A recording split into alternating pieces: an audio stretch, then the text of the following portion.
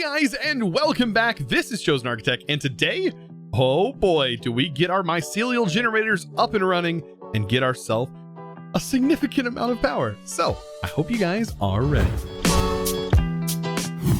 So today we are back in more Seaopolis, getting ourselves going with these halitosis generators. We have a bit more to do today. We have some automating to do. So I hope you guys join with me. And well, first things first, let's talk about the halitosis generator and what we need to do to complete the halitosis generator.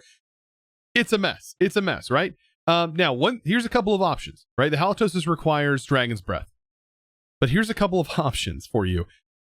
The dragon's breath can be made in this way, which ultimately I would prefer to do. Dragon scales are the way to do it, and it comes from the caged mobs mod. Comes from this. So what we're going to need is the netherite DNA sampler, and we're going to need to sample the dragon. Pretty straightforward, right? And we can kind of boost our stuff by 15% by using chorus flowers. And that is going to get us a 5% chance of getting it every 128 seconds, basically. We're also going to get some dragon heads, but I mean, those really don't have a major use to us at the moment. What you can also do is grab a few bottles and just farm it in that dimension for quite a while. Just farm a few of them, at least to get this thing running. That's what I'm going to do. I'm going to do that along with creating a few of these. So if we get 5% every 128 seconds, we probably need to make, we can make like 4 of them, probably. I think that'd be a good idea, a good number, maybe 4 or 5. Actually, 5 of them is probably going to be the best number. So I need to make 5 of these. Now, luckily, it's not horrible to do. Light blue glass. I mean, to grab these, all we need is a nether star infused ingot, and at this point, that's pretty easy to come by. So we need 5 of these, and we also need to make 5 of the cages. So it's not a crazy task per se. It is just going to take a little bit of time. Let's take a look at these nether star infused ingots. I mean, we just need 5 of them, right? There we go. We have so many. We have so many resources. It's insane. The one thing that we're about to make more of is power. Which, I mean, honestly, do we even need that? I'm just doing this for fun, basically. So, and just like that, bam, we are ready to go. We have all of our DNA samplers. We're going to hit each one of these onto the dragon. Also bring some bottles so we can grab our own, or we can get our own halitosis while we're there. Basically just by waiting around with the dragon. And then when we get back, we have all of the framed cages, or cage. We have to make all of these. So this requires a shining block of diamond. If you don't remember that, it is our solar cooker, which I don't have set up anymore. But I can go ahead and set this up. It's like not a big deal. We just need some diamond blocks, right? Diamond blocks. What do we need? 5 of them? Because we're going to have to make each one of them. Oh, if you don't remember this, you could technically set this up where you don't need any sun. But like where we're at right now, it doesn't really matter. I'll go ahead and throw that down. And this actually can be placed just like this, surrounding the whole thing. Like that. And then we toss these inside, and those are going to cook during the day and turn into the solar ones. Now, of course, to respawn the dragon, all we need is 4 ender crystals, and then we get the dragon spawned. I'm going to save you. I'm going to save you the tiredness of seeing the dragon over and over again by meeting you back once all this is done. All I have to do, by the way, is just punch a dragon with these, and they'll all be locked to it. So after getting back from doing that, as you can see, I now have all the stuff prepped up and ready to go, and I'm just getting everything in line, and we should now have all the cages built up inside of our frame. I do, however, I am waiting for a couple more of these to finish, as it was just turning night as I put this out. Now, basically the last thing we need to do is we need to place the chorus flower in here. The chorus flower is going to, of course, give us a 15% boost, and then we place our dragons in. Just like so. I don't even know if the dragons render inside here like the other ones did. Is there like a tiny dragon? I think I see it. Oh man, it is so hard to get the proper angle to be able to see it. There it is. There's a tiny little dragon in there. Look at it. It's slowly growing, but it's in there. It is tiny, but it is in there. Look at that little thing. Nice. So this is going to continue to do its thing. we now have an increased chance, at least, of getting what we need out of these. So they're going to drop inside the chest. The item's going to be pushed into here, and then we're going to eventually get them down here. But while I was there, I did grab a few bottles of Dragon's Breath just to get us going. And we need to basically set up the autocraft for Dragon's Breath. Of course, I did have some, but this is the recipe for Dragon's Breath. So that way, when we go to craft it and place it inside the machine, we're good to go. We're good to go. Now, we do have another machine that we need to worry about. Now that we have this one basically done, I'm going to go ahead and get it set up because we do have the crafting and everything ready to go for it. Let's see, that's the death. This is the halitosis. So basically all we have to do is put a crafting card in there and then drop a piece of Dragon's Breath in there. And this one's basically automated. Now we need lava. Lava is going to be another thing all to itself. We basically need to give, we basically just need lava, or we need cobblestone. And we're going to basically give cobblestone, and I think we can do it down here. We have a cobblestone generator right here. And so what we should be able to do is just kind of rig up a way to make lava. I know that sounds crazy. Let's see. And we don't need a lot of it, I don't think. Lava can be made inside of our crucible, and it can be made with regular cobblestone, as you can see right here. I think that is going to be one of the better ways, just going with regular cobblestone. Now, as far as firing this goes, this has a few things that we can put underneath it. And I think it was uranium was one of the best things we could put underneath it, or maybe its mechanism as a heat source. Does this show heat sources? I have to like look through here and find right here. Yeah, here's the heat sources. So uranium is 100 times. Like that's honestly going to be pretty good in itself. I think a uranium block is, yeah, it's going to get the job done. That's plain and simple. But how many like do we need? How many crucibles? Because we do have a setup that is back here that has been put on kind of the, like this was our lava gen setup. Let's see, what is this hooked to? That's one dot there. I mean, all this really needs is just some cobblestone hooked back up to it. And I think we had a way of doing that. We had just cables running through here. Now, cables are a little bit different now. And I don't really want to make this look nasty. But at least we have the main part set up. And I think it can hide everything underneath here. And make it look, you know, honestly, I don't even know. Like, I guess we could, let's see. We could probably fit that here. I'm thinking maybe hook that in and then just have it pipe into that same setup. We could do that. I think this is going to work.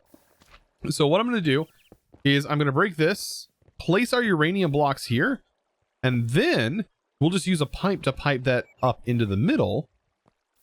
Let's hop back out of this mess. We'll come back here. I'm going to grab these. I do have a magnet on, so that is going to help out a little bit. And then what is this? This is just stone.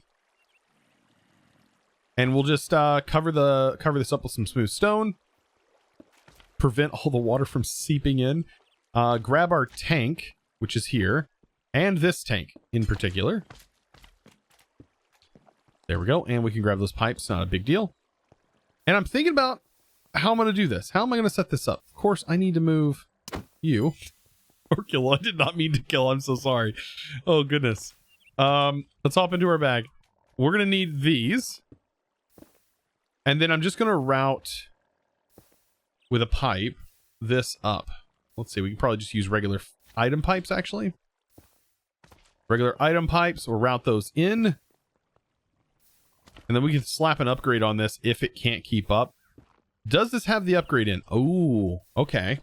So we might be able to make this go even faster by throwing in some upgrades. So this does accept a resonant upgrade. So we can just throw that in there. That's going to make sure this is producing enough cobblestone to be effective. If this actually produces... Where's our lava? Weird. Okay. Place some lava there. Now it's on. And our uranium's in our bag. Okay.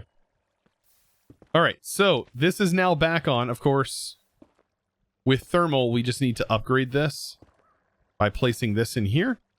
Now this is going to go significantly faster. It's making 4 times. That is going to get sent to this. And can we add some upgrades to this?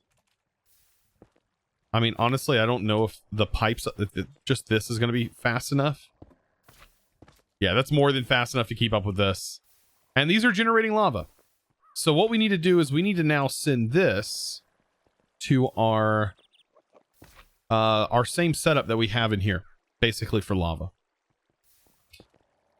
All right, we're getting somewhere. I'm not hating this. I think this is actually working. So we'll throw this down here, and then this can be set up.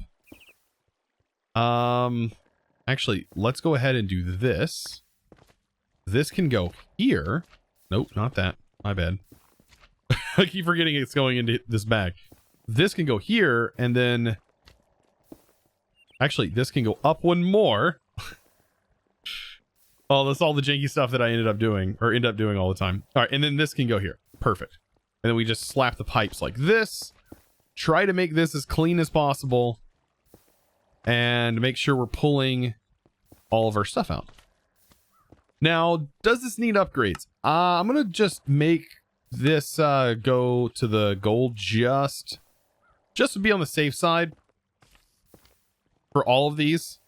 And if you remember, this jumbo tank is huge. This is holding, yeah, a lot of lava. So a whole lot of lava. So all we got to remember is this is an inner tank with white, yellow, white.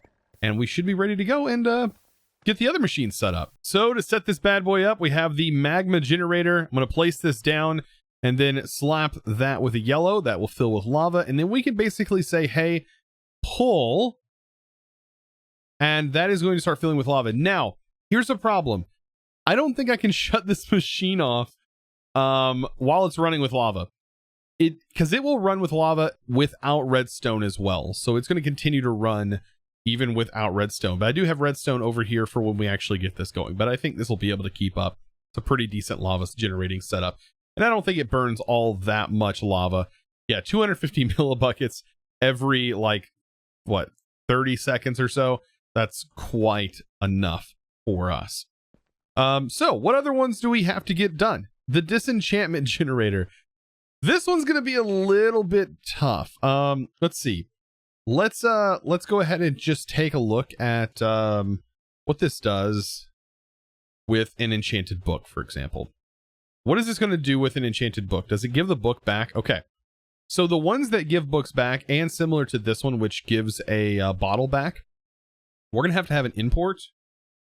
And we're basically going to need to be importing very specific things back. So we'll have to say, okay, well, give me the book back, for example, on this importer.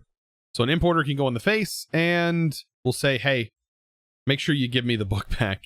And let's see, cables. And we'll go ahead and connect that in. Pretty simple on that front. Now, sending it the proper item, that's going to be the issue, is how we're going to basically give it a like generic enchanted book, and going about doing that well. That's a whole other issue. You know, honestly, since we don't really need enchantments anymore, we could just use whatever enchantments are being currently generated, which we do pull a lot of enchanted books straight up out of the ocean. And we could try using the disenchantment extractor later on something else if we ever need to run out. So we'll change this from exact to off. And what this should do is this should pull a book in, utilize it. Maybe. I don't know. It filled with power, so it stopped working. And this might even work with items. Now that I'm thinking about it, let's try a plug really quick. And let's set this to input. And so now this is empty. Let's go ahead and remove that. I don't even know if that's gonna honestly work. Let's take a rod, fishing rod, for example. Will this work with a fishing rod? Straight up, it pulls the enchant off. Okay. So we maybe can set this to just pull out anything, and let's see. Because we have tons of fishing rods. Let's just say maybe this fishing rod with not exact on, and it does not want to export. Is it because of the redstone? It's because of the redstone. So will it throw a fishing rod in here is the question. This is off. Only work without redstone, so it should work. The exact off, it is not exporting a fishing rod. Interesting. But we can give this a fishing rod and it works. Can I give, will this just not, it just doesn't work with, oh, there it goes. There's enchants.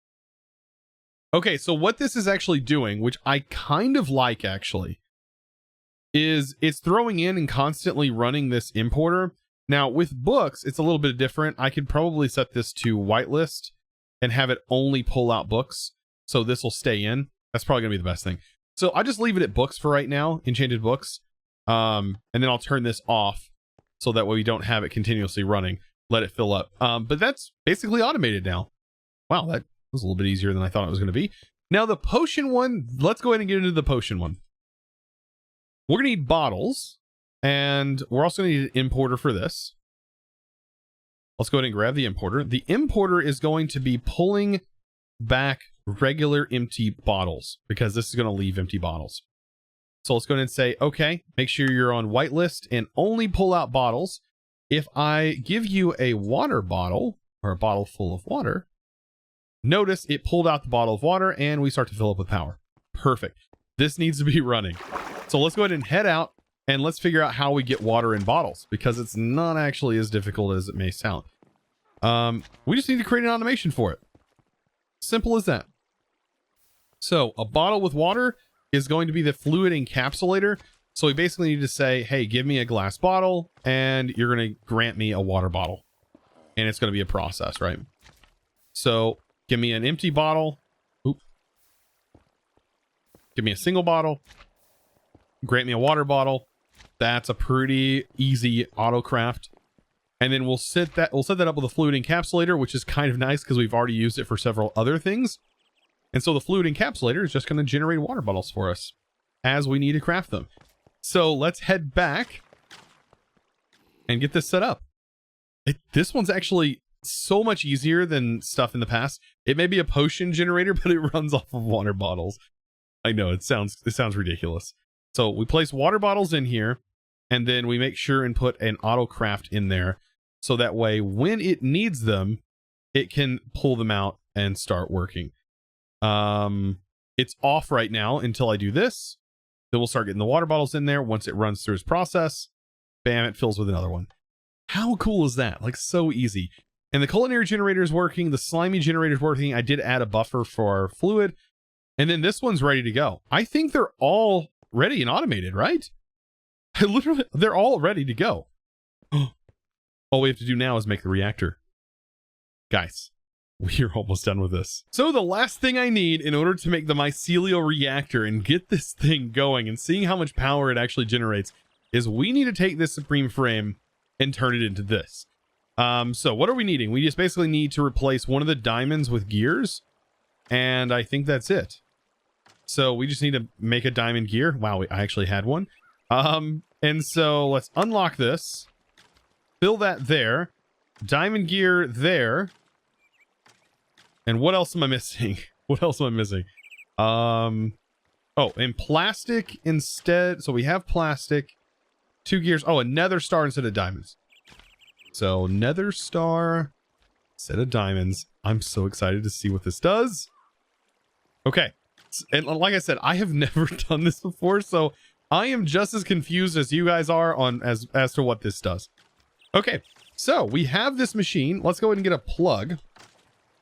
I am going to need another plug.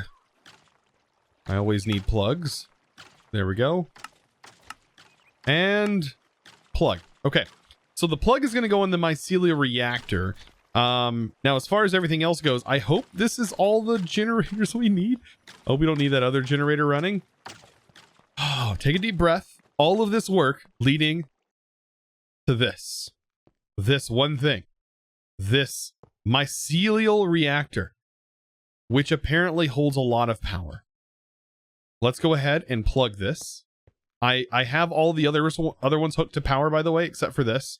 Let's see, cable. I actually need that to route down. There we go. Now that's hooked in. And just to make it look neater. There we go. Okay, and we'll set this to input. And then I can monitor how much power this is actually inputting. Once we flip all of these levers. Oh boy.